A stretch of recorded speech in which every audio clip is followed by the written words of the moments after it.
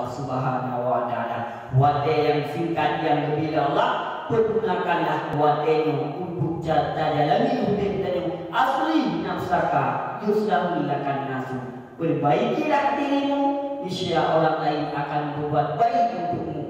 Baik tapi kini tanya dalam dunia dia takut susah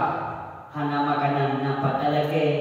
sakit na saudara yang baru sakit tapi dikala tahu Allah dalam kubur bila mana hana iman dengan nyo yang hana lebah bantu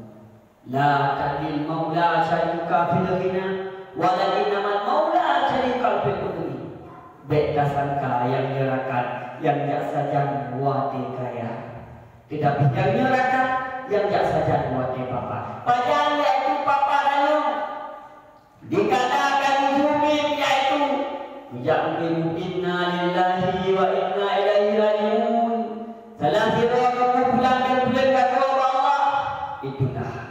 waktunya tanya baru bapa.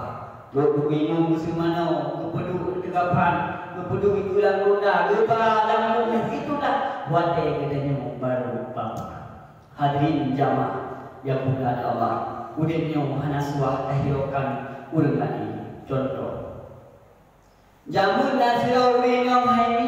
gedidi ani cukup malik kita orang dengan jak masjid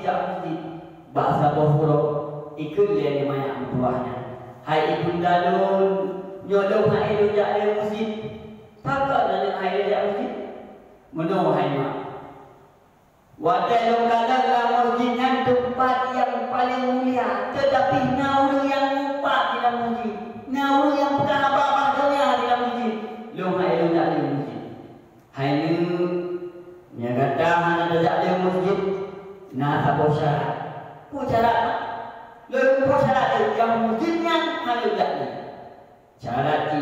tabai kata taboga kaputa le puta masjidnya mesti dekat BRI ada iaitu keramik masjid gak kesino huruf hai yang mayaknya ijak lu masjid puta le puta masjidnya hana loi mesti dekat di bawah tu senang hai mak nyodok semua hana loi tak ada mesti punya hana loi tak ada nyodok saja mak kata dikala hanya kata tabai saboglah dan pilih masjid puna tadinya urung yang empat di samping katanya